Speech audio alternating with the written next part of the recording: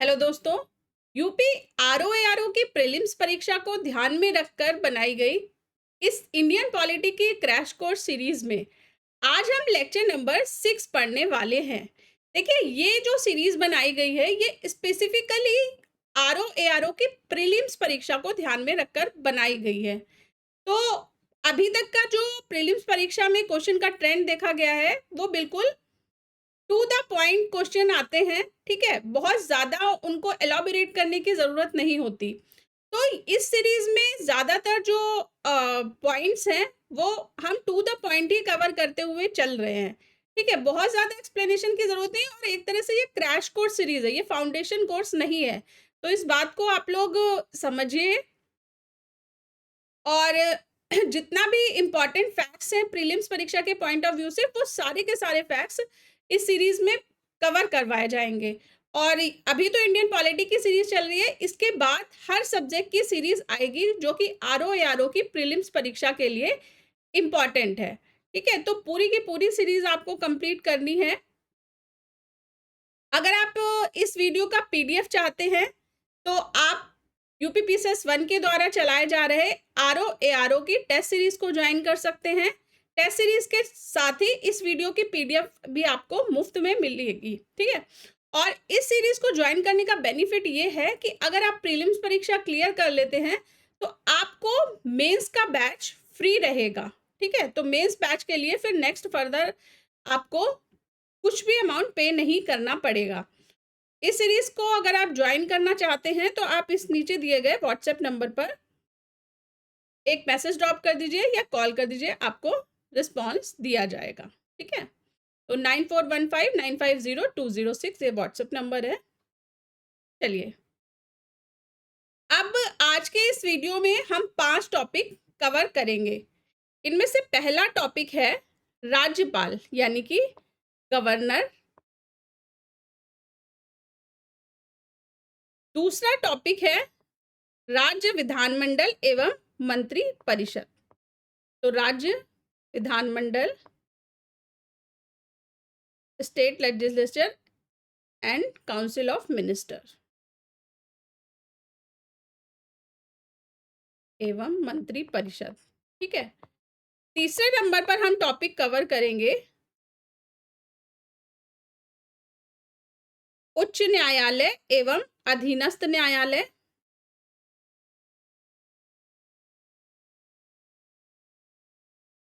यानी कि high court, अधीनस्थ न्यायालय। और चौथे नंबर पे हम टॉपिक कवर करेंगे केंद्र राज्य संबंध यानी कि सेंटर स्टेट रिलेशनशिप।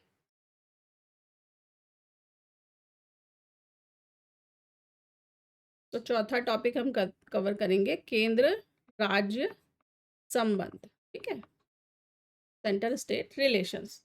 तो ये हमारे आज के 5 टॉपिक हैं। तो इनमें से पहला टॉपिक है राज्यपाल।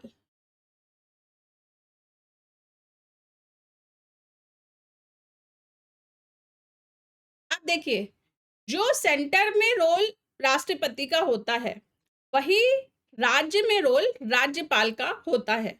ठीक है, तो राज्यपाल क्या होता है, यह राज्य का प्रथम नागरिक होता है और राष्ट्रपति क्या होता था, वो देश का प्रथम नागरिक होता है। ठीक है, तथा राज्य कार्यपालिका का संवैधानिक प्रमुख होता है। ठीक है, नेक्स्ट है कि राज्यपाल मंत्रिपरिषद की सलाह के अनुसार कार्य करता है और मंत्रिपरिषद जो होती है वो सामूहिक रूप से विधानसभा के प्रति उत्तरदायी होती है। अब आप देख रहे हैं कि ये जो प्रोविजंस हैं विधानसभा के बारे में या मंत्रिपरिषद के बारे में, ये सिमिलरली है केंद्र की मंत्रिपरिषद और लोकसभा के बारे में। ठीक है, वहां पर क्या होता था, केंद्र में लोकसभा जो मंत्रिपरिषद होती थी वो लोकसभा के प्रति उत्तरदायी होती थी। ठीक है, और राज्यों में क्या होता है, राज्यों की जो मंत्रिपरिषद होती है वो विधानसभा के प्रति उत्तरदायी होती है। ठीक है, और राज्य की जो कार्यपालिका शक्ति रहती है वो राज्यपाल में निहित होती है, लेकिन वास्तविक रूप से इन शक्तियों का प्रयोग मंत्रिपरिषद के द्वारा किया जाता है। ठीक है, तो क्या क्या इंपॉर्टेंट पॉइंट्स है याद रखने वाले, एक तो राज्यपाल राज्य का प्रथम नागरिक है, कार्यपालिका का संवैधानिक प्रमुख है, मंत्रिपरिषद की सलाह के अनुसार कार्य करता है, और मंत्रिपरिषद जो होती है वो सामूहिक रूप से विधानसभा के प्रति उत्तरदायी होती है, और कार्यपालिका शक्ति राज्य की ये राज्यपाल में निहित होती है।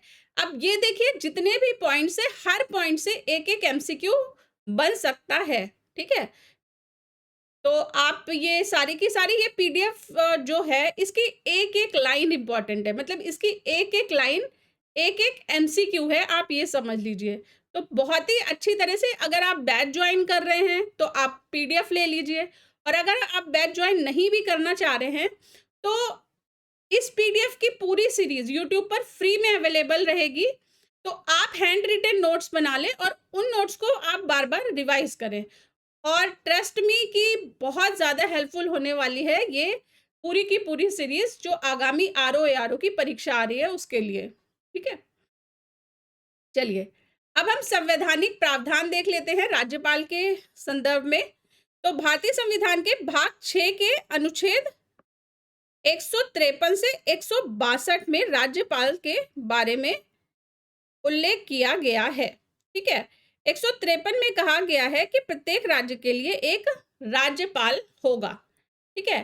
तो संविधान के भाग 6 में अनुच्छेद 153 में बोला गया है कि कहा गया है कि प्रत्येक राज्य के लिए एक राज्यपाल होगा, और 7वें संविधान संशोधन अधिनियम 1956 द्वारा एक ही व्यक्ति को 2 या 2 से अधिक राज्यों का राज्यपाल नियुक्त किया जा सकता है, ठीक है।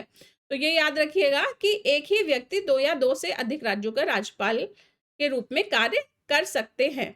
अब राज्यपाल की जो नियुक्ति होती है तो 155 अनुच्छेद के अनुसार इनकी नियुक्ति राष्ट्रपति द्वारा की जाती है, और राज्यपाल का नाम केंद्र निर्देशित होता है, ठीक है।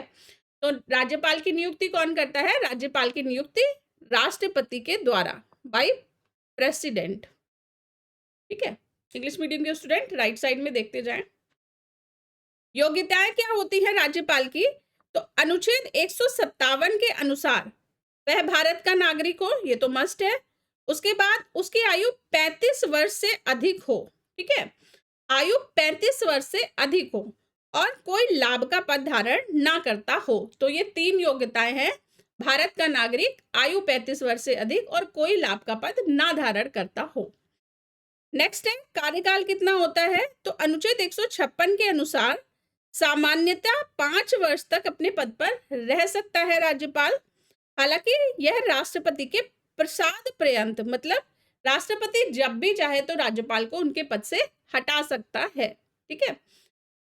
फिर है कि वह राष्ट्रपति को अपना त्यागपत्र अपने पद से त्यागपत्र देकर अपने पद से मुक्त हो सकते हैं। तो इसका मतलब है कि राज्यपाल की नियुक्ति राष्ट्रपति के द्वारा, और यदि राज्यपाल अपना त्यागपत्र देना चाहते हैं तो वो भी राष्ट्रपति को ही अपना त्यागपत्र सौंपेंगे, ठीक है। नेक्स्ट है राज्यपाल के वेतन एवं भत्ते। राज्यपाल के वेतन एवं भत्तों का निर्धारण संसद करती है, ठीक है। तो संसद विधि द्वारा तय करती है राज्यपाल के वेतन एवं भत्ते। राज्यपाल के जो वेतन भत्ते होते हैं वो राज्य की संचित निधि से दिए जाते हैं। ध्यान रखिएगा, भारत की संचित निधि से नहीं, यह राज्य की संचित निधि से दिए जाते हैं, क्योंकि राज्यपाल क्या होते हैं, ये राज्य को अपनी सेवाएं प्रदान करते हैं, ठीक है। उसके बाद अनुच्छेद 158(3) का के अनुसार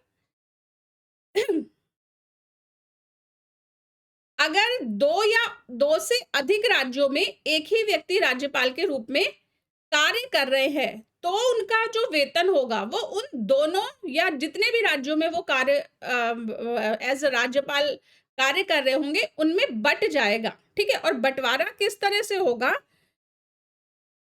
कि उन राज्यों के बीच ऐसे अनुपात में आवंटित किया जाएगा जो राष्ट्रपति द्वारा अवधारित किए गए हों।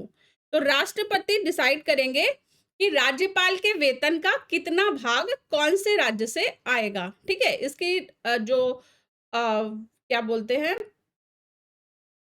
फाइनल जो डिसीजन लिया जाएगा वो राष्ट्रपति जी के द्वारा लिया जाएगा। ठीक है, संविधान के अनुच्छेद 159 में लिखा गया है कि राज्यपाल उच्च न्यायालय के न्यायाधीश के समक्ष शपथ ग्रहण करते हैं। ठीक है, तो नियुक्ति तो राष्ट्रपति करते हैं, लेकिन शपथ ग्रहण करेंगे वो उच्च न्यायालय के न्यायाधीश के सामने। ठीक है, और राष्ट्रपति किसके सामने शपथ ग्रहण करते हैं, ये आप मुझे कमेंट बॉक्स में बताइए। जब हमने राष्ट्रपति चैप्टर पढ़ा था उस टाइम पर हमने देखा था कि राष्ट्रपति किसके समक्ष अपनी शपथ ग्रहण करते हैं।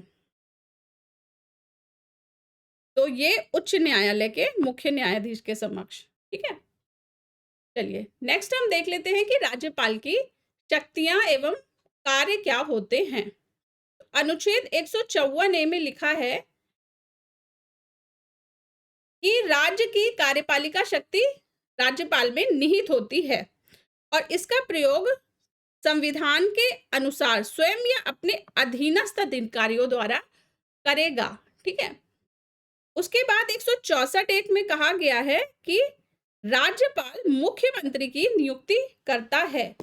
तो एक तो हो गया कि जो मेन काम हो गया कि वह मुख्यमंत्री की नियुक्ति करेगा, और दूसरा हो गया कि संविधान के अनुसार वह स्वयं या अपने अधीनस्थ अधिकारियों के द्वारा कार्यपालिका शक्ति का निर्वहन करेगा। ठीक है, नेक्स्ट है कि अनुच्छेद 356 के तहत राष्ट्रपति शासन की सिफारिश भी कर सकता है। नेक्स्ट इसकी कार्यशक्ति है कि राज्यपाल अध्यादेश जारी कर सकता है। ठीक है, तो तीसरा पॉइंट हो गया कि इमरजेंसी राष्ट्रपति शासन लगा सकता है, राज्य में सिफारिश कर सकता है, और अनुच्छेद 213 के तहत अध्यादेश जारी करने की शक्ति राज्यपाल को होती है। उसके बाद प्रत्येक वित्तीय वर्ष के प्रारंभ में बजट विधानमंडल के समक्ष रखवाता है। कौन सा बजट? राज्य बजट। ठीक है, तो राज्य का बजट प्रत्येक वित्तीय वर्ष के प्रारंभ में यह विधानमंडल के समक्ष रखता है। ठीक है, नेक्स्ट है कि राज्यपाल महाधिवक्ता, राज्य लोक सेवा के अध्यक्ष, राज्य निर्वाचन आयोग आदि की नियुक्ति करते हैं। ठीक है, तो नियुक्ति का अधिकार किनका किनका होता है? एक तो राज्य महाधिवक्ता यानी कि एडवोकेट जनरल, नेक्स्ट राज्य लोक सेवा आयोग के अध्यक्ष, chairman of state public service, और राज्य निर्वाचन आयोग, ठीक है, स्टेट इलेक्शन कमीशन आदि की नियुक्ति करते हैं। और उच्च न्यायालय के न्यायाधीश की नियुक्ति के बारे में राष्ट्रपति को परामर्श देते हैं। ठीक है, तो जिस भी राज्य में राज्यपाल कार्यरत है उस राज्य के अगर उच्च न्यायालय के न्यायाधीश की नियुक्ति करनी है तो उस मामले में वह राष्ट्रपति को परामर्श भी देंगे। क्लियर? नेक्स्ट है कि राज्यपाल द्वारा विधान परिषद, एक तो विधानसभा होती है राज्य में जो कि डायरेक्ट इलेक्शन द्वारा मेंबर्स जिसके चुने जाते हैं, जिनको एमएलए के नाम से जाना जाता है। ठीक है, कुछ राज्यों में विधान परिषद भी होती है जिसमें कि नॉन इलेक्टेड मेंबर रहते हैं। ठीक है, जो कि डायरेक्ट इलेक्शन से नहीं आते। तो राज्य विधान परिषद में 1/6 सदस्यों की नियुक्ति राज्यपाल द्वारा की जा सकती है। ठीक है, तो और इसमें कौन कौन से क्षेत्र के लोग शामिल रहेंगे? इसमें साहित्य, कला, विज्ञान, सामाजिक सेवा के क्षेत्र से मनोनीत किए जाएंगे ये 1/6 भाग के लोग। ठीक है, तो राज्य विधान परिषद की जितनी भी स्ट्रेंथ है, मान लीजिए राज्य विधान परिषद की स्ट्रेंथ है 30, तो 30 में से 1/6 मतलब कि 5 लोग जो हैं वह राज्यपाल नियुक्त कर सकते हैं। क्लियर? नेक्स्ट, अनुच्छेद 161 के अनुसार राज्यपाल को क्षमा और कुछ मामलों में दंडादेश के निलंबन, परिहार और लघुकरण की शक्ति प्राप्त है। ठीक है, लेकिन ये शक्ति में क्या होता है कि राज्यपाल जो है वो मृत्यु दंड को माफ नहीं कर सकते। ये चीज ध्यान रखिएगा कि मृत्यु दंड को माफ करने का अधिकार किसको है, वो सिर्फ राष्ट्रपति को है, राज्यपाल को नहीं है।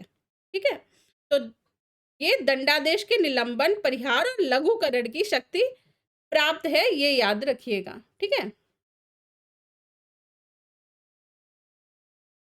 नेक्स्ट है कि अनुच्छेद 168 के अनुसार राज्यपाल क्या होते हैं, ये राज्य की विधायिका के अंग होते हैं। ठीक है, तो 168 में कहा गया है कि यह राज्य की विधायिका के अंग होंगे। क्लियर, तो ये हमारे राज्यपाल के जितने भी क्वेश्चन के पॉइंट ऑफ व्यू से इंपॉर्टेंट फैक्ट्स थे वो हमने कवर कर लिए। नेक्स्ट हम देख लेते हैं राज्य विधानमंडल एवं मंत्री परिषद, state legislature and council of ministers.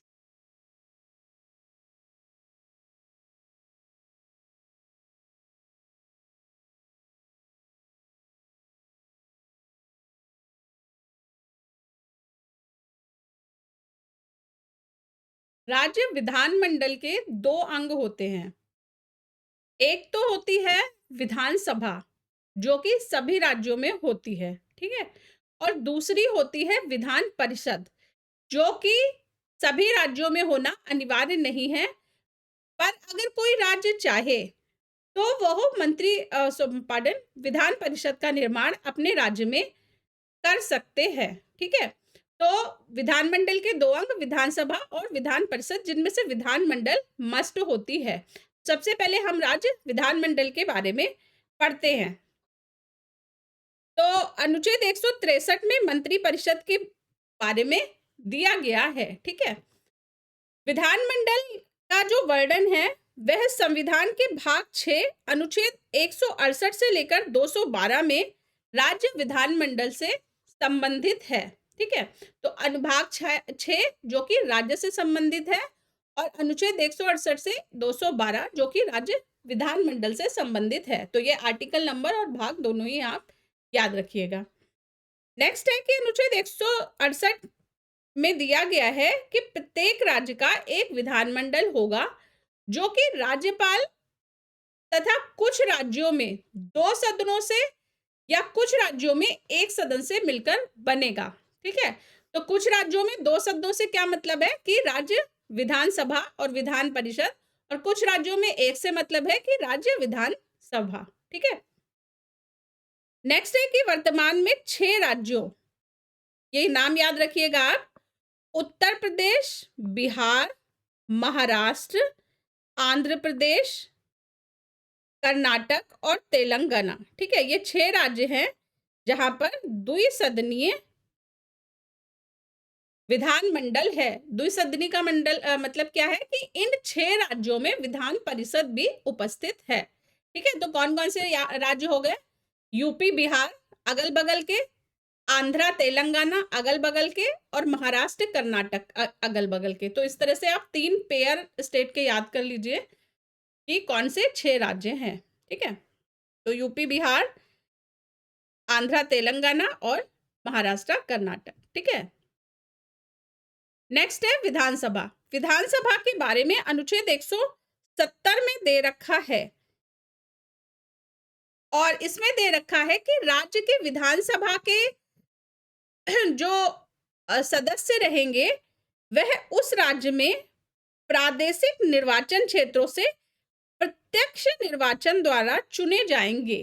ठीक है, और किसी भी राज्य की विधानसभा में कम से कम 60 और अधिकतम 500 सदस्य हो सकते हैं।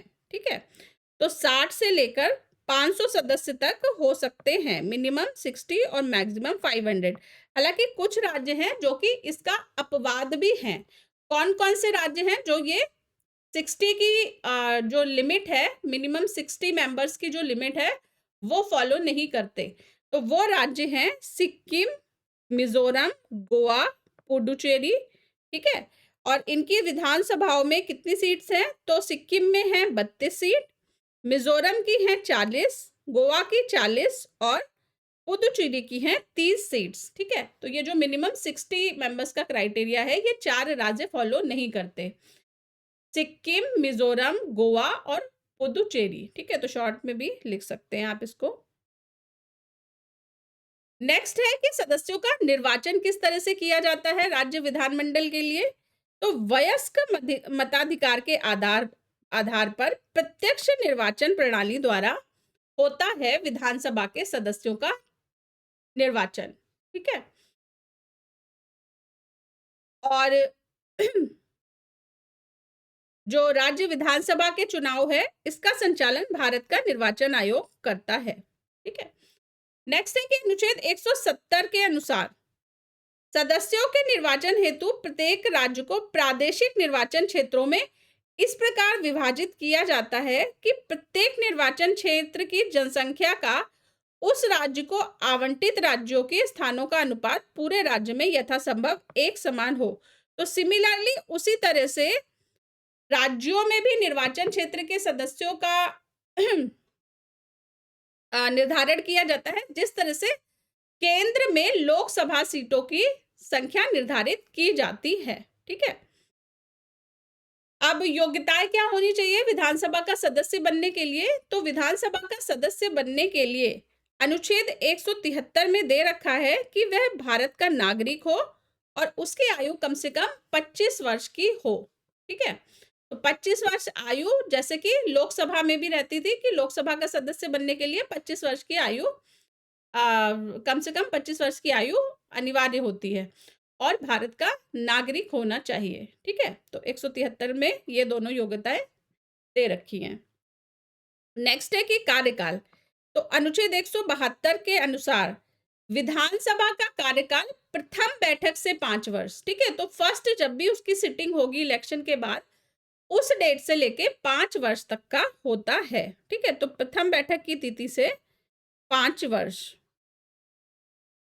फिर है कि इस अवधि से पूर्व मुख्यमंत्री के परामर्श पर राज्यपाल द्वारा विघटित की जा सकती है। ठीक है, तो जो विधानसभा है वह राज्यपाल द्वारा 5 वर्ष की अवधि से पूर्व भी विघटित की जा सकती है और इसके लिए मुख्यमंत्री की सलाह आवश्यक होती है। नेक्स्ट पदाधिकारी देख लेते हैं कि विधानमंडल के पदाधिकारी क्या कौन होते हैं। तो अध्यक्ष होते हैं और उपाध्यक्ष।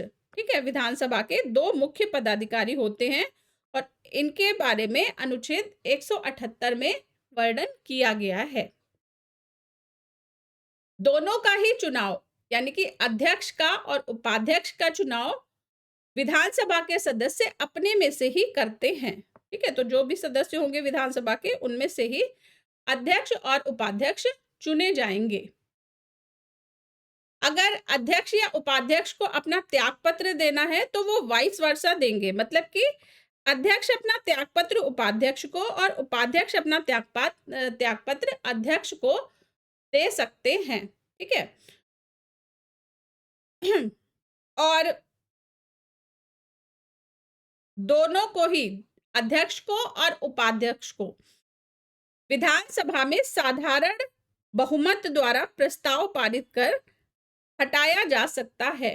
ठीक है, लेकिन ये जो प्रस्ताव है हटाने का इसकी सूचना 14 दिन पूर्व अध्यक्ष का या उपाध्यक्ष को देना आवश्यक होता है। ठीक है, तो अगर अध्यक्ष या उपाध्यक्ष त्याग पत्र देना चाहे तो अध्यक्ष उपाध्यक्ष को देगा, उपाध्यक्ष अध्यक्ष को देगा, और अगर इनको हटाना हो तो हटाने का प्रस्ताव साधारण बहुमत द्वारा सदन में पारित होना चाहिए। ठीक है, नेक्स्ट है कि अध्यक्ष के अधिकार एवं कार्य क्या होते हैं। तो विधानसभा की बैठकों की अध्यक्षता करना, ये तो मेन कार्य है अध्यक्ष का। ठीक है, विधानसभा का अध्यक्ष है तो विधानसभा के बैठकों की अध्यक्षता करेगा और कोई विधेयक धन विधेयक है या नहीं इस पर निर्णय लेगा। ठीक है, तो आप देख रहे होंगे कि सिमिलरली जैसे लोकसभा के अध्यक्ष की कार्यशक्तियां होती थी उसी तरह से राज्य सभा के विधानसभा के जो अध्यक्ष हैं उनकी भी कार्य एवं शक्तियां होती हैं। ठीक है, निर्णायक मत का प्रयोग करना मतलब क्या है कि अगर सदन में किसी भी मुद्दे पर वोटिंग हो रही है और 50-50 की स्थिति आ जाती है कि पक्ष में और विपक्ष में 50-50% वोट हो जाते हैं, तो उस कंडीशन में अध्यक्ष अपना फाइनल वोट यानी कि निर्णायक वोट दे सकता है। ठीक है, नेक्स्ट है सदन और राज्यपाल के बीच संपर्क करवाना। तो जो भी सदन के काम होते हैं उनको कम्युनिकेशन अध्यक्ष के द्वारा राज्यपाल तक किया जाता है। और सदस्यों के विशेषाधिकारों की रक्षा करना। ठीक है, तो ये 5 कार्य हैं, ये आप 5 मुख्य कार्य हैं, मतलब जिनके बारे में एग्जाम में क्वेश्चन पूछे जाते हैं रिपीटेडली। आप ये पांचों याद रखिएगा। अब हम देख लेते हैं विधान परिषद। तो विधानसभा हमने देख ली, विधानसभा के सदस्यों का निर्वाचन जो होता था वो प्रत्यक्ष निर्वाचन द्वारा होता था। मतलब कि जो भारत के जो उस राज्य के नागरिक हैं, ठीक है, जिसकी विधानसभा के चुनाव हो रहे हैं, उस राज्य के नागरिक डायरेक्ट वोट करते हैं विधानसभा के मेंबर्स के लिए। विधान परिषद क्या होती है? तो विधान परिषद को उच्च सदन कहा जाता है। किसका उच्च सदन? राज्य का उच्च सदन कहा जाता है। ठीक है, और केंद्र का उच्च सदन किसे कहा जाता है?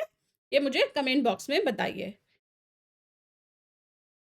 और ये जो होता है ये एक स्थायी सदन होता है। ठीक है, मतलब कि जैसे विधानसभा 5 साल में विघटित होती है, उस तरह से विधान परिषद 5 साल में विघटित नहीं होती। ये क्या होती है? ये एक परमानेंट हाउस होता है।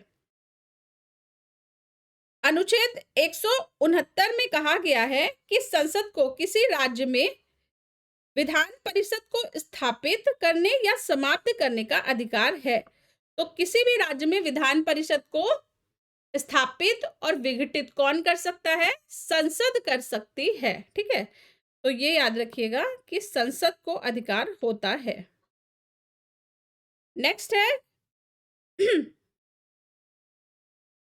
कि अगर किसी राज्य में विधान परिषद का निर्माण किया जाना है, ठीक है, मतलब कोई राज्य है जैसे, और अभी तक वहां पर विधान परिषद नहीं है और विधान परिषद का नई विधान परिषद का निर्माण होना है, तो उसके लिए राज्य विधानसभा अपनी कुल सदस्य संख्या के बहुमत और उपस्थित और मतदान करने वाले सदस्यों के 2/3 बहुमत से प्रस्ताव पारित करके नई विधान परिषद का गठन कर सकती है। ठीक है,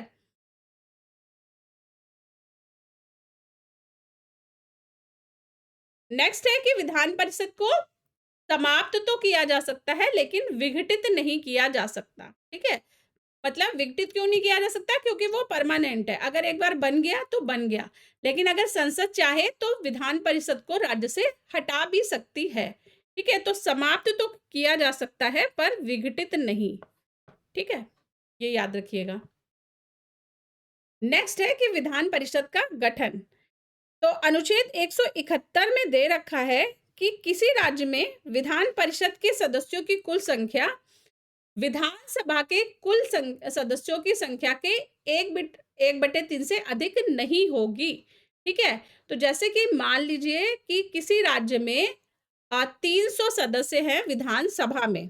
ठीक है, 300 सदस्य विधानसभा में हैं, वीएस 300 है, तो जो विधान परिषद बनेगी उसमें 1/3 300 के रहेंगे, यानी कि मैक्सिमम 100 मेंबर रह सकते हैं विधान परिषद में। ठीक है, तो 1/3 से अधिक नहीं होगी, लेकिन किसी विधान परिषद के सदस्यों की कुल संख्या किसी भी दशा में 40 से कम भी नहीं होगी। ठीक है, तो मिनिमम 40 और मैक्सिमम 1/3 उस राज्य की विधानसभा के। ठीक है, तो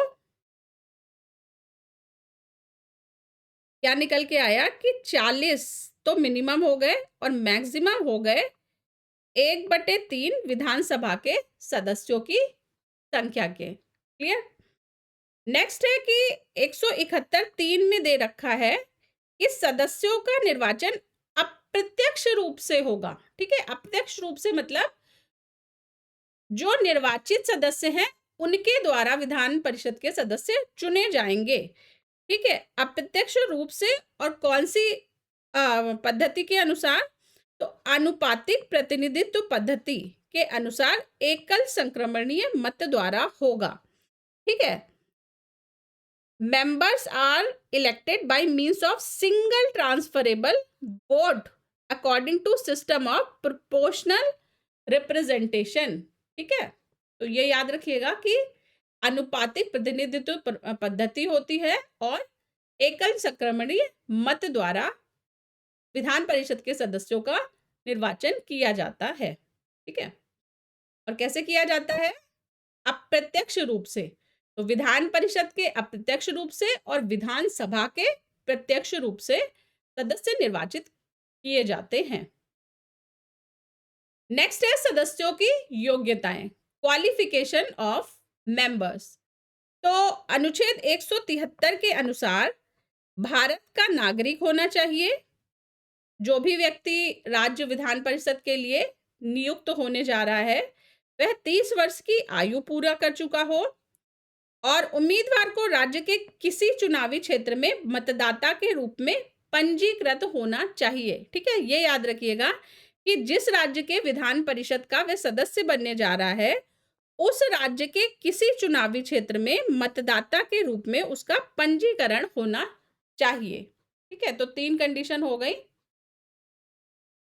और विधानमंडल के अगर किसी सदस्य की अयोग्यता के प्रश्न का विनिश्चय होता है तो वह राज्यपाल निर्वाचन आयोग के परामर्श से करता है। ठीक है, तो निहरता संबंधी जो भी क्वेश्चन अगर रेज होगा किसी भी सदस्य के विधानमंडल के, मतलब कि या तो विधानसभा के या विधान परिषद के, तो उसका निर्णय राज्यपाल द्वारा किया जाएगा और किसकी सलाह पे? निर्वाचन आयोग की सलाह पर किया जाएगा। ठीक है, अब हम देख लेते हैं कि अधिवेशन और गणपूर्ति विधानमंडल के बारे में। तो प्रत्येक वर्ष कम से कम 2 सत्रों का प्रावधान होता है। ठीक है, 2 अधिवेशन होंगे विधानमंडल के और गणपूर्ति जो रहती है वह 10 या कुल सदस्य का 1/10। ठीक है, तो मिनिमम 10 होना चाहिए या जितने भी टोटल सदस्य हैं उनका 1/10 होना चाहिए।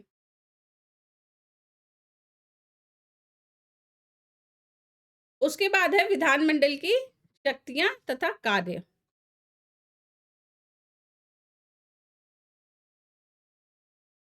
विधानमंडल की शक्तियां एवं कार्य क्या होते हैं? तो मेन जो काम होता है विधानमंडल का वो नीति निर्माण का काम होता है। ठीक है, और जो विधानमंडल होता है वो राज्य का होता है, तो वो राज्य की सूची पे या समवर्ती सूची पे क्या कर सकता है?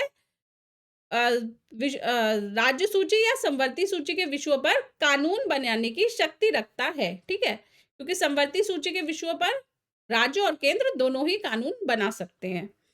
ठीक है, कानून बनाने की शक्ति। उसके बाद है कि धन विधेयक और वित्त विधेयक वो राज्यपाल की पूर्व अनुमति से ही विधानसभा में पेश किए जाते हैं। ठीक है, तो धन विधेयक और वित्त विधेयक जो होते हैं उन पर राज्यपाल की पूर्व अनुमति ली जाती है और उसके बाद फिर वो सदन में पेश किए जाते हैं। और विधान परिषद सिर्फ 14 दिन तक इसको रोक सकती है। ठीक है, मनी बिल को या फाइनेंशियल बिल को विधान परिषद 14 दिन के लिए रोक सकती है। बाकी जो मेन शक्ति होती है दोनों ही बिलों के संबंध में वो विधानसभा की शक्ति होती है। ठीक है, और विधानसभा राष्ट्रपति के निर्वाचक मंडल में भाग लेती है। तो जब हमने राष्ट्रपति पढ़ा था तब हमने देखा था कि राष्ट्रपति के निर्वाचन में कौन कौन भाग लेता है? लोकसभा के निर्वाचित सदस्य, राज्यसभा के निर्वाचित सदस्य, विधानमंडल के निर्वाचित सदस्य और दिल्ली और पुडुचेरी विधानसभाओं के भी निर्वाचित सदस्य जो हैं वो राष्ट्रपति के इलेक्शन में पार्टिसिपेट करते हैं। ठीक है, तो वही है कि विधानमंडल की शक्तियों में कि ये राष्ट्रपति के निर्वाचन में भी भाग लेते हैं। फिर है राज्य विधानमंडल को कार्यपालिका पर नियंत्रण की शक्ति प्राप्त है। ठीक है, तो ये तो इसका जनरली काम हो गया कि कार्यपालिका पर नियंत्रण का कार्य भी विधानमंडल का होता है। उसके बाद है कि राज्य में अगर विधान परिषद का निर्माण करना है तो विधान परिषद की स्थापना का अनुरोध संसद से कर सकती है और संसद का अंतिम निर्णय होता है विधान परिषद की स्थापना करना। और इसके लिए विधानसभा को कुल सदस्यों के बहुमत तथा उपस्थित और मत देने वाले सदस्यों के 2/3 बहुमत द्वारा प्रस्ताव पारित करना होता है।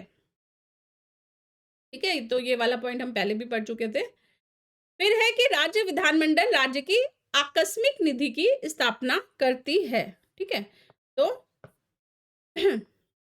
State legislator can establish state contingency fund. फिर है कि संविधान के अनुच्छेद 197 के अनुसार यदि कोई साधारण विधेयक विधानसभा द्वारा पारित होने के पश्चात विधान परिषद में भेजा जाता है, तो विधान परिषद विधेयक को प्रेषित किए जाने की तिथि से 3 माह तक अपने पास रख सकती है। विधानसभा द्वारा पुनः पारित किए जाने पर सिर्फ 1 माह तक रोक सकती है। ठीक है, तो एक तरह से क्या होता है कि विधान परिषद जो होती है वो हर राज्य में तो है नहीं, इसलिए कोई मस्ट नहीं है उसके द्वारा एक्ट किया जाना। तो अगर पहली बार कोई भी बिल विधानसभा में पास हुआ, तो जैसे जिन राज्यों में विधान परिषद नहीं है उसमें क्या होगा कि सिर्फ सभा की होलसोल शक्ति होती है किसी बिल को पास करने की। ठीक है, लेकिन अगर विधान परिषद भी है तो फर्दर बिल फिर विधानसभा के बाद विधान परिषद में जाएगा। सिमिलरली जैसे केंद्र में क्या होता है कि केंद्र में कोई बिल होता है वो लोकसभा के बाद फिर राज्यसभा में पास होने के लिए जाता है। सिमिलरली राज्य में क्या होगा कि विधानसभा के बाद विधान परिषद में जाएगा। पर विधान परिषद जो है वो सिर्फ बिल को 3 महीने तक होल्ड कर सकती है। ठीक है, 3 महीने बाद क्या होगा कि अगर फिर से विधानसभा उस बिल को पास कर देगी तो नेक्स्ट टाइम वो सिर्फ 1 महीने तक ही रोक सकती है। ठीक है, तो ये शक्तियां होती है विधान परिषद की और विधानसभा की। नेक्स्ट है कि 164 में कहा गया है कि मुख्यमंत्री की नियुक्ति राज्यपाल के द्वारा की जाती है और राज्यपाल जो होते हैं वो जो मेजॉरिटी के लीडर होते हैं उनको मुख्यमंत्री के रूप में नियुक्त करते हैं। ठीक है, तो बहुमत दल के नेता को मुख्यमंत्री नियुक्त करते हैं राज्यपाल। अब हम देख लेते हैं कि सर्वाधिक विधानसभाओं वाले कौन से 5 राज्य हैं विधानसभा सदस्यों वाले। ठीक है, तो जैसे कि स्टेट की पॉपुलेशन के अकॉर्डिंग क्या होते हैं सीटों की संख्या भी होती है। ठीक है, तो पहला इनमें से है जो सबसे ज्यादा सदस्य हैं वो है उत्तर प्रदेश में, फिर है वेस्ट बंगाल में, महाराष्ट्र में, बिहार में और तमिलनाडु में। ठीक है, तो सबसे ज्यादा यूपी में, उसके बाद वेस्ट बंगाल, उसके बाद महाराष्ट्र, उसके बाद बिहार और नेक्स्ट जो हो गया वो तमिलनाडु में है। ठीक है, तो ये 5 सबसे ज्यादा विधानसभा सदस्यों वाले राज्य हैं, ये भी आप याद रखिएगा। क्लियर? चलिए अब हम देख लेते हैं उच्च न्यायालय एवं अधीनस्थ न्यायालय। तो उच्च न्यायालय के बारे में संविधान के भाग 6 में अनुच्छेद 214 से 232 में दिया गया है। ठीक है, तो कहाँ दिया गया है? भाग 6 में 214 से 232 में राज्यों के उच्च न्यायालय का प्रावधान किया गया है। भारत में सर्वप्रथम 1822 में कलकत्ता, बंबई और मद्रास में उच्च न्यायालयों की स्थापना की गई थी। ठीक है, तो सबसे पहले 1862 में 3 जगहों पर कलकत्ता, बंबई और मद्रास में, और उसके बाद 1866 ईस्वी में इलाहाबाद में उच्च न्यायालय की स्थापना की गई थी। ठीक है, नेक्स्ट है कि संविधान के अनुच्छेद 214 के अनुसार प्रत्येक राज्यों के लिए एक उच्च न्यायालय होगा। ठीक है, अनुच्छेद 214 में कहा गया है कि प्रत्येक राज्य के लिए एक उच्च न्यायालय होगा। अनुच्छेद 231 में कहा गया है कि संसद को 2 या 2 से अधिक राज्यों के लिए एक ही उच्च न्यायालय स्थापित करने का अधिकार है। तो आप देखते होंगे कि कई ऐसे भी राज्य हैं जो कि एक ही उच्च न्यायालय शेयर करते हैं। ठीक है, मतलब कि 2 या 2 से अधिक राज्यों के लिए एक ही उच्च न्यायालय है। चलिए नेक्स्ट है कि उच्च न्यायालय का गठन। तो 216 के अनुसार उच्च न्यायालय का गठन एक मुख्य न्यायाधीश तथा ऐसे अन्य न्यायाधीशों से मिलकर बना होता है जिन्हें राष्ट्रपति समय समय पर नियुक्त करते हैं। ठीक है, तो नियुक्ति किसके द्वारा की जाती है? उच्च न्यायालय के न्यायाधीशों की उच्च न्यायालय के न्यायाधीशों की नियुक्ति की जाती है राष्ट्रपति के द्वारा, और सिमिलरली उच्चतम न्यायालयों के न्यायाधीशों की नियुक्ति भी राष्ट्रपति के द्वारा ही की जाती है। ठीक है, योग्यता क्या होनी चाहिए अगर किसी व्यक्ति को उच्च न्यायालय का जज बनना है? तो इसके लिए अनुच्छेद 217(2) में प्रोविजन किया गया है कि वह व्यक्ति भारत का नागरिक हो, 10 वर्ष तक न्यायिक पद पर कार्य कर चुका हो अथवा 10 वर्ष तक लॉयर के रूप में, अधिवक्ता के रूप में वह कार्य कर चुका हो। ठीक है, उसके बाद नियुक्ति के बारे में कहा गया है अनुच्छेद 217(1) में कि राष्ट्रपति उच्च न्यायालय के मुख्य न्यायाधीश की नियुक्ति सर्वोच्च न्यायालय के मुख्य न्यायाधीश एवं संबंधित राज्य के राज्यपाल से परामर्श के पश्चात करता है। ठीक है, तो अगर किसी राज्य के उच्च न्यायालय के न्यायाधीश की नियुक्ति करनी है तो वह राष्ट्रपति करेगा, और इसके लिए वो है सर्वोच्च न्यायालय के मुख्य न्यायाधीश की और राज्य के राज्यपाल की सलाह लेगा। ठीक है,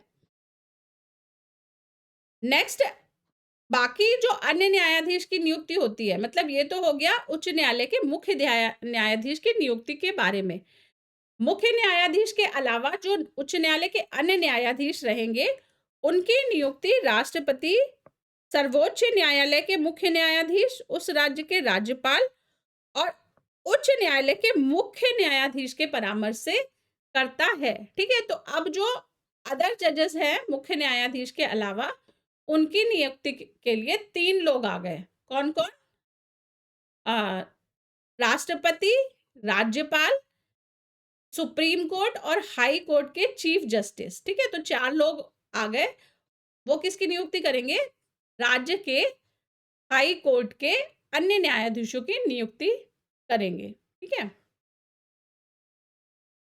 नेक्स्ट है उच्च न्यायालय के न्यायाधीशों की नियुक्ति के मामले में सर्वोच्च न्यायालय का मुख्य न्यायाधीश उच्चतम न्यायालय के 2 वरिष्ठ न्यायाधीशों के विचार विमर्श करने के पश्चात ही राष्ट्रपति को अपना परामर्श देता है। ठीक है, तो सर्वोच्च न्यायालय का मुख्य न्यायाधीश और उच्चतम न्यायालय के 2 वरिष्ठतम न्यायाधीशों का विमर्श करने के बाद क्या होता है? वह उच्च न्यायालय के न्यायाधीशों के संबंध में राष्ट्रपति को सलाह प्रदान करते हैं। कौन करते हैं? Chief justice of India. ठीक है, तो CJI और +2 इस तरह से याद कर लीजिए। चलिए, नेक्स्ट है अनुच्छेद 223 में कहा गया है कि राष्ट्रपति को उच्च न्यायालय में कार्यवाहक न्यायाधीश नियुक्त करने का अधिकार है। तो कार्यवाहक न्यायाधीश उच्च न्यायालय में कौन नियुक्त करेगा? राष्ट्रपति नियुक्त करेगा। ये चीज ध्यान रखिएगा, राज्यपाल नहीं, राष्ट्रपति नियुक्त करेंगे। ठीक है, नेक्स्ट है कि अनुच्छेद 224 में कहा गया है कि राष्ट्रपति किसी योग्य व्यक्ति को 2 वर्ष की अवधि के लिए उच्च न्यायालयों में अपर न्यायाधीश नियुक्त कर सकते हैं। तो राष्ट्रपति एक तो अनुच्छेद 223 के अनुसार कार्यवाहक न्यायाधीश नियुक्त करेंगे।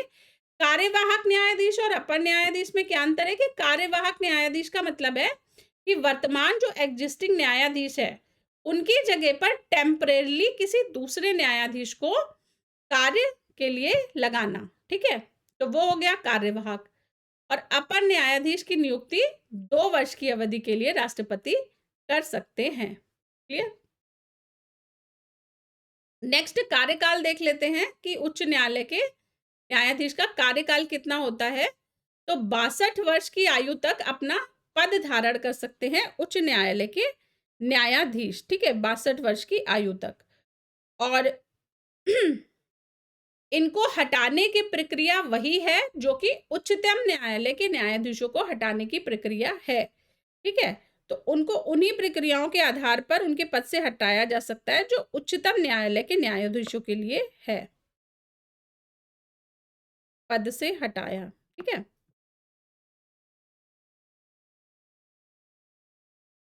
तो 62 वर्ष की आयु तक वह पद धारण करेंगे और उनको हटाने की प्रक्रिया जैसे सुप्रीम कोर्ट को जजेस के हटाने की प्रक्रिया है, उसी तरह से हाई कोर्ट को के जजेस को हटाने की प्रक्रिया भी रहती है।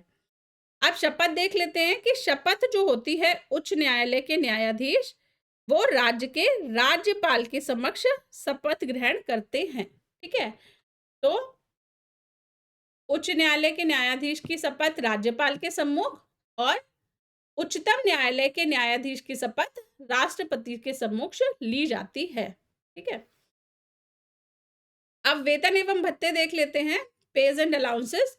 तो अनुच्छेद 221 में कहा गया है कि उच्च न्यायालय के न्यायाधीशों के वेतन एवं भत्ते संसद निर्धारित करती है और वह राज्यों की संचित निधि पर भारित होती है। ठीक है, तो भत्ते संसद डिसाइड करेगी, पर वो पे कौन करेगा? वो राज्य पे करेगा। क्यों पे करेगा? क्योंकि उच्च न्यायालय जो है वो राज्य को सर्व करता है। ठीक है, राज्य को अपनी सेवाएं प्रदान करता है, इसलिए उसके जो वेतन एवं भत्ते होंगे जजेस के, वो राज्य की संचित निधि पर भारित होंगे।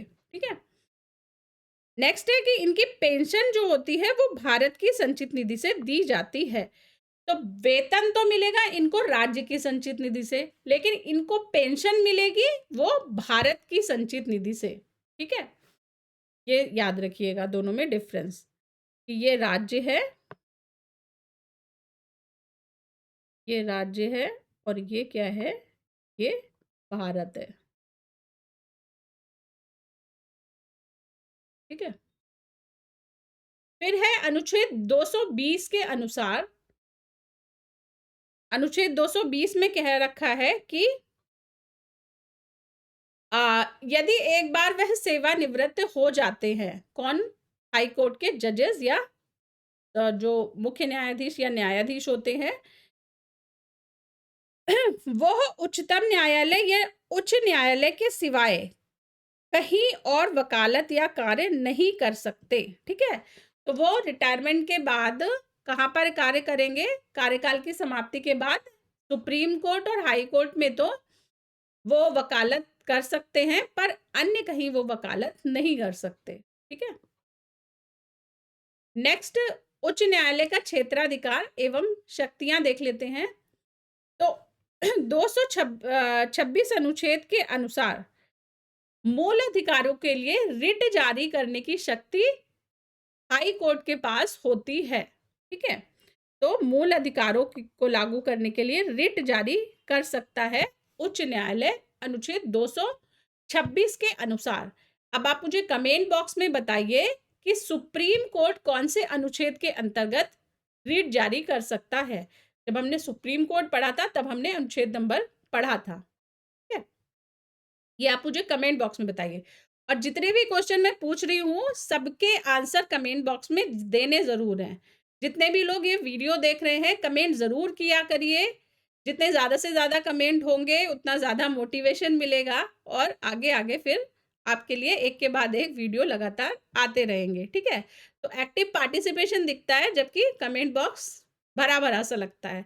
तो चाहे किसी और ने भी पहले आंसर कर दिया हो, पर आप भी जरूर आंसर करिए। ठीक है, सब लोग अपने अपने आंसर जरूर करिए कमेंट बॉक्स में। नेक्स्ट अनुच्छेद 227 में कहा गया है कि उच्च न्यायालय को प्रशासनिक क्षेत्राधिकार प्रदान किया गया है। ठीक है,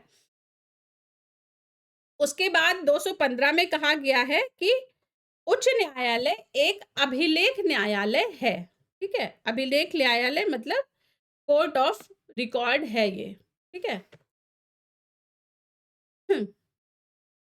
नेक्स्ट अनुच्छेद 134 का में कहा गया है कि उच्च न्यायालयों को उच्चतम न्यायालय में अपील के लिए प्रमाण पत्र देने की शक्ति है। उच्च न्यायालय जो होते हैं वो उच्चतम न्यायालय में अपील के लिए प्रमाण पत्र दे सकते हैं। तो जैसे कि आपने देखा होगा कि कई बार होता है कि कोई किसी को हाई कोर्ट में किसी का केस चल रहा होता है और हाई कोर्ट में उस केस का डिसीजन आ जाता है और फिर क्या होता है, वो केस सुप्रीम कोर्ट में लेकर जाते हैं लोग। ठीक है, तो वो क्या होता है कि सुप्रीम कोर्ट के बाद पार्डन हाई कोर्ट के बाद सुप्रीम कोर्ट में अपील की जा सकती है।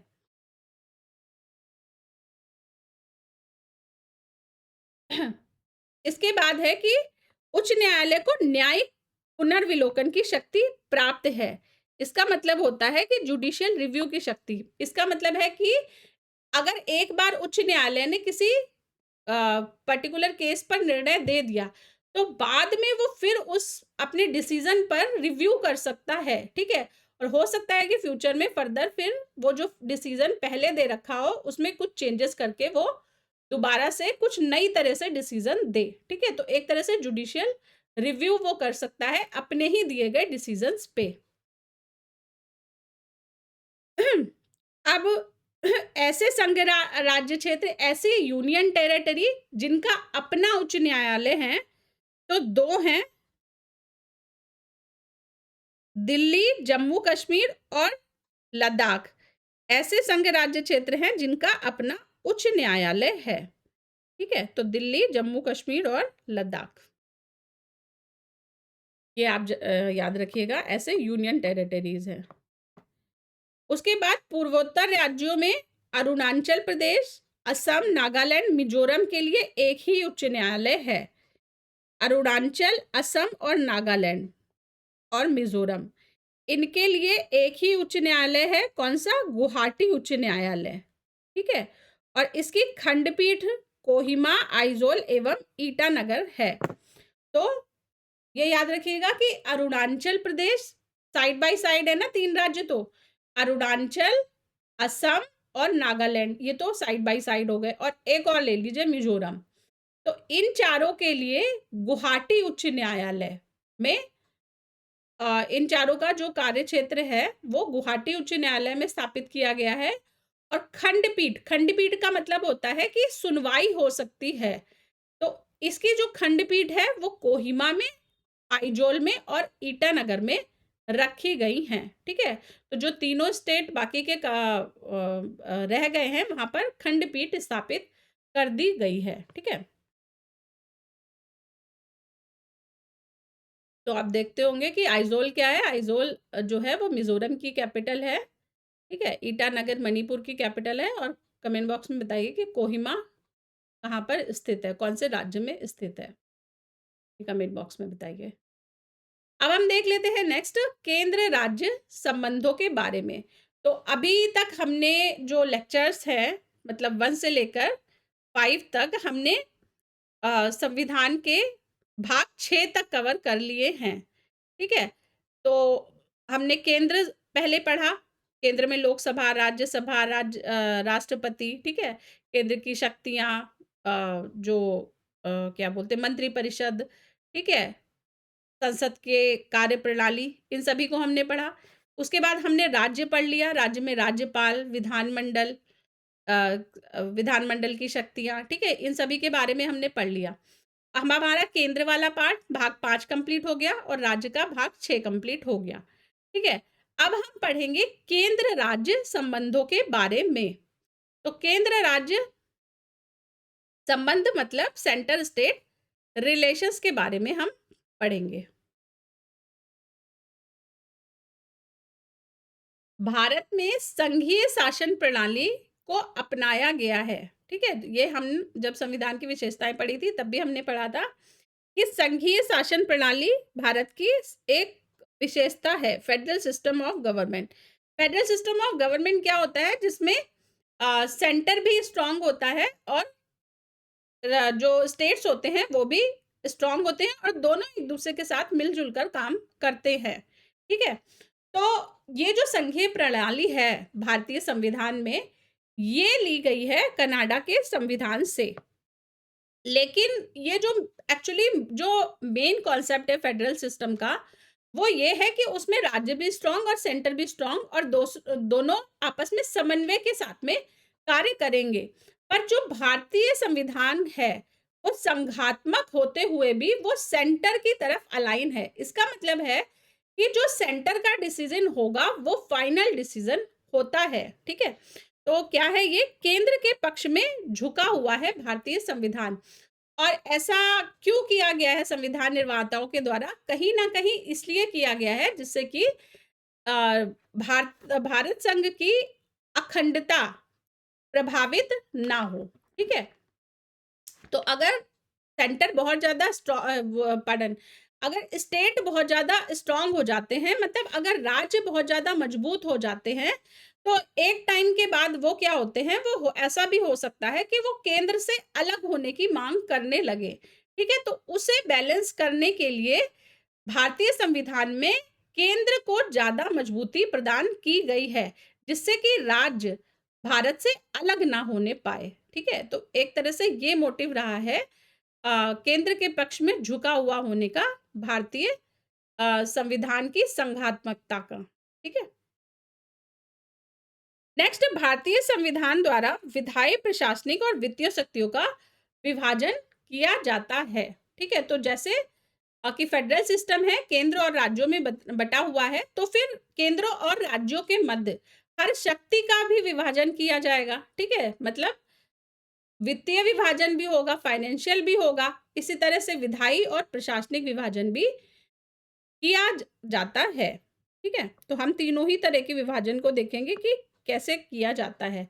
तो सबसे पहले विधायी संबंध हम देख लेते हैं, लेजिस्लेटिव रिलेशंस।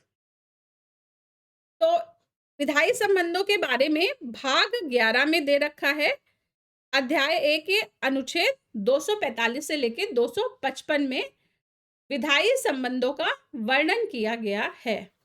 अनुच्छेद 245 और 246 में केंद्र और राज्यों के मध्य विधायी शक्तियों के वितरण को बताया गया है। अनुच्छेद 247 में संसद को संघ सूची के विषय में विधि बनाने के संदर्भ में दक्ष प्रशासन हेतु अतिरिक्त न्यायालय की स्थापना करने का अधिकार प्रदान किया गया है। ठीक है,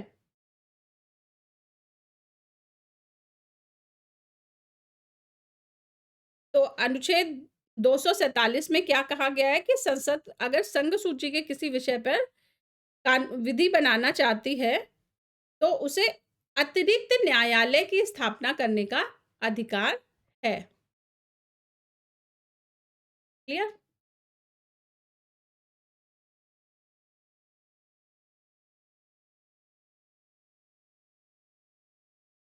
नेक्स्ट है अनुच्छेद 248 में अवशिष्ट विधायी शक्तियों यानी कि रेजिडुअल लेजिस्लेचर पावर के बारे में दिया गया है। तो एग्जाम के लिए क्या इंपॉर्टेंट है यहाँ से कि आप किस अनुच्छेद में कौन सा विषय दिया गया है उसको आप मेमोराइज कर लें। ठीक है, उसको आप याद रख लें अच्छी तरह से।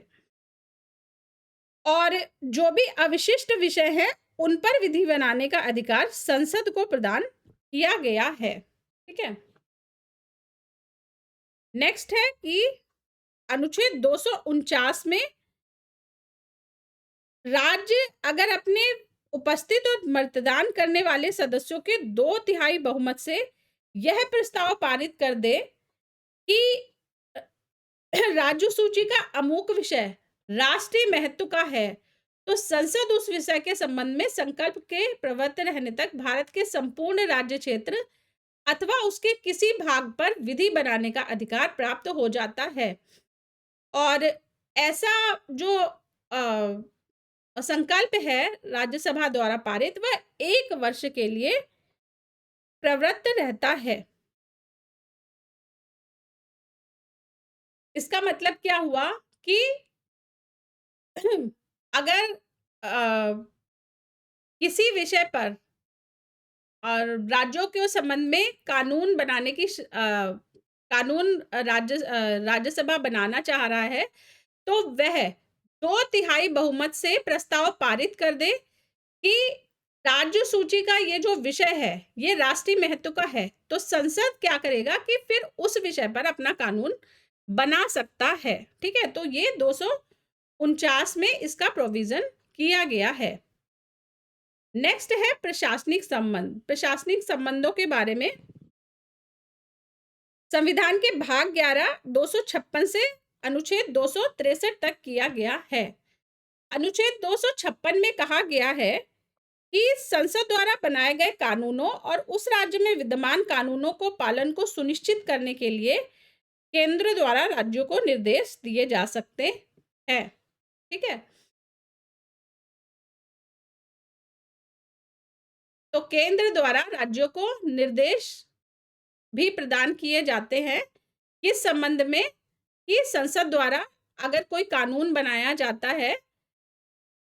देखिए, जो भी जो भारत का संघ है वो राज्यों से मिलकर बना है। मतलब संघ क्या है? संघ कुछ एक चीज तो नहीं है ना, छोटे छोटे जो राज्य हैं, सभी राज्य हैं, वो मिलकर संघ का निर्माण करते हैं। तो अगर सेंटर में कोई भी लॉ पास होता है तो वो अल्टीमेट लॉ कहाँ अप्लीकेबल होगा? वो राज्यों में और संघ राज्य क्षेत्रों में ही तो अप्लीकेबल होगा, स्टेट में और यूनियन टेरिटरीज में। तो फिर क्या है कि वो लॉ सेंटर पे तो बन गया, अब सेंटर निर्देश देगा राज्यों को कि इस तरह का लॉ पास हुआ है सेंटर में, और आपको भी अपने राज्यों में ये जो लॉ पास हुआ है, जो विधि बनाई गई है, वो अपने राज्यों में भी लागू करनी है। ठीक है, तो ये निर्देश देगा संसद राज्यों को, और किसके अनुसार? ये अनुच्छेद 256 के अनुसार ऐसा निर्देश दिया जा सकता है। ठीक है, नेक्स्ट है कि 257 के अनुसार कहा गया है कि राज्य अपनी कार्यपालिका शक्ति का प्रयोग इस तरह से करेगा कि वह केंद्र की कार्यकारी शक्ति में किसी प्रकार की बाधा उत्पन्न ना करे। ठीक है, ऐसा ना हो कि राज्य कुछ कार्य कर रहा है और वो फिर केंद्र के लिए एक तरह का हर्डल क्रिएट कर दे।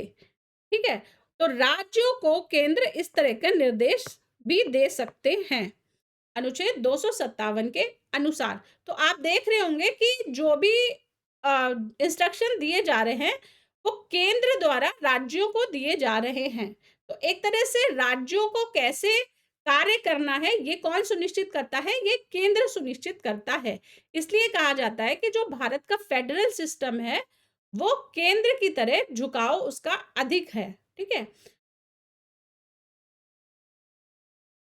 तो ये जो निर्देशित करने के प्रोविजन बनाए गए हैं ये कहीं ना कहीं केंद्र की सर्वोच्चता को प्रदर्शित करते हैं फेडरल सिस्टम में भी। लेकिन जो अन्य देश हैं उनमें इस तरह का मतलब कई अन्य देश हैं जहां पर संघात्मक शासन लागू है। वहां पर क्या है? वहां पर राज्यों को ऑटोनॉमी प्राप्त है, मतलब राज्यों को स्वायत्ता प्राप्त है कि राज्य अपने अकॉर्डिंग अपने नियम बना सकते हैं, अपनी प्रशासन व्यवस्था को चला सकते हैं। लेकिन भारत में क्या है? भारत में केंद्र के निर्देशों पर राज्य काम करता है। ठीक है, तो ये डिफरेंस है। नेक्स्ट है इंटर स्टेट काउंसिल, यानी कि अंतरराज्यीय परिषद के बारे में हम पढ़ लेते हैं। अंतरराज्यीय मतलब क्या है? कि कई राज्यों की एक परिषद। ठीक है, तो 200 अनुच्छेद 263 के तहत अंतरराज्यीय परिषद के गठन का प्रावधान किया गया है। और अंतरराज्यीय परिषद के गठन का अधिकार किसको होता है? ये होता है राष्ट्रपति को। ठीक है, तो कई राज्यों की एक परिषद अंतरराज्यीय परिषद, इसके गठन का प्रावधान 263 में, और गठन कौन करेगा? तो राष्ट्रपति इसका गठन कर सकते हैं। अंतरराज्यीय परिषद का गठन 28 मई 1990 को किया गया और प्रधानमंत्री इस परिषद के अध्यक्ष होते हैं।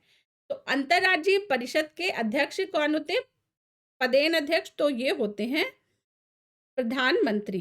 ठीक है, और अंतरराज्यीय परिषद का जो प्रमुख कार्य होता है वह होता है कि राज्यों के बीच अगर किसी तरह का विवाद उत्पन्न हो रहा है तो उसकी जांच करना और उसे सलाह देना। तो आप जैसे देखते होंगे कि नदी जल विवाद होता है जैसे, या अन्य सीमा विवाद हो जाते हैं कई बार राज्यों के मध्य, या कई अन्य तरह के भी होते हैं, तो उनका जो निपटारा किया जाता है वो अंतरराज्यीय परिषद द्वारा किया जाता है। ठीक है, नेक्स्ट क्षेत्रीय परिषद यानी कि रीजनल काउंसिल। तो यह क्या होता है? यह सांविधिक निकाय होता है। ठीक है, ये क्या है? ये स्टैट्यूटरी बॉडी है।